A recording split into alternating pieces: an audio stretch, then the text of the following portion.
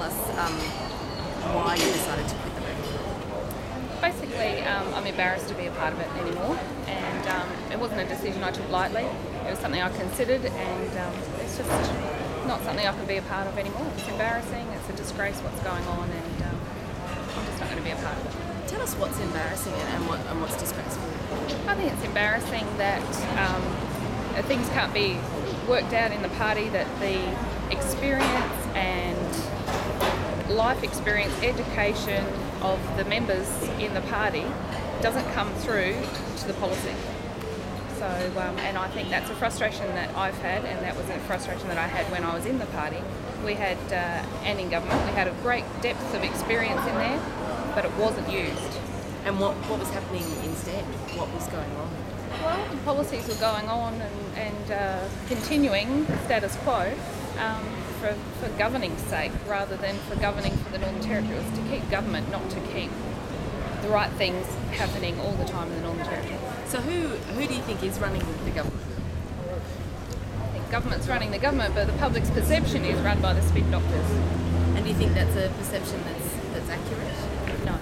No? So you didn't speak out about this while you were a member. Why not? No. Oh well, you didn't speak out about this when you were a member. You've decided now. Yes, that's right. And there were certain issues that I did speak out about. In my electorate, I was representing the people of Port Darwin, and their issues and their things that are going on, the things that they're concerned about are very different to other electorates. For example, Alison Anderson's electorate. So I've always relied on Alison as a person with a lot of insight into issues that I don't understand, and she's been a part of my education process, definitely.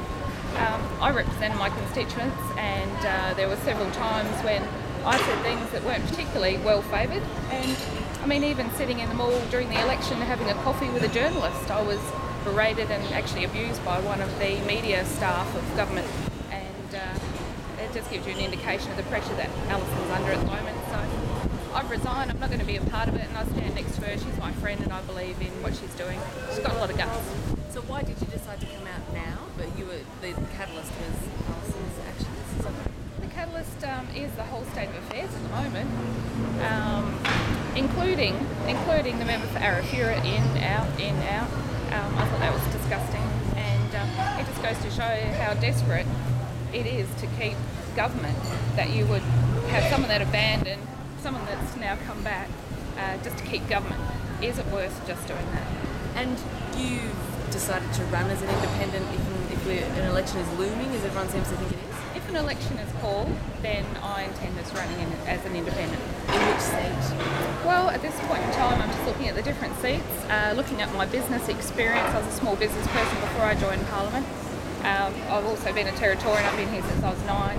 So what I'm looking for is an electorate that I can value add with those skills and be a good representative of those people. So at the moment, I'm looking at a couple of seats, and there's quite a few that I think that I could value add to. For example, Fannie Bay. Fannie Bay was won by a handful of votes, and so clearly there's some disheartening there by the people. It's been held by a woman before, and that would be one seat that anyone would have to look at. When you lost Port Darwin at the last election, I think it was pretty clear that you were keen to run again one day. Becoming an independent now, is that self-serving in a sense that you want to distance yourself from Labor, who are looking pretty unsteady and pretty messy? I guess I didn't actually make it clear at the time when I did lose the last election that I would run again. What I've said to people is that never say never, and I would have a think about it at the time. There's a long time between elections. I think I've honestly thought about being an independent during the time that I was in as a member of the Labor Party, but the issues that were there that I was representing, and that's the key thing, I was representing the people of Port Darwin. So if the issues had been huge that I couldn't resolve, and I did a lot of work behind the scenes, then I would have become an independent if my constituents had given me the indication that they wanted me to be an independent at that time. So you're obviously quite annoyed with the Labor Party. If you did run as an independent and you were successful, would you support the CLP? I'd support the constituents of the electorate that I was he's representing. So whatever they're telling me, and that's the way. I have the greatest respect for Jerry Ward and always have. And my comments on Facebook that were reported, I absolutely stand by. I was the Deputy Speaker of Parliament. I've seen how much work Jerry put into things. He knew a lot more about the bills that were being passed and the ministers that were putting them, or the shadows that were going against them. So I think he's a bit of a shining light. If we have an election in the next couple of months, who would you like to see as Chief Minister? Now that's an interesting one. I think there's a spattering of good people across all sides, and I guess Which party should hold government? the one that's got the best intentions for the Northern Territory, and I guess that's what gets displayed in an election. So let's see what happens.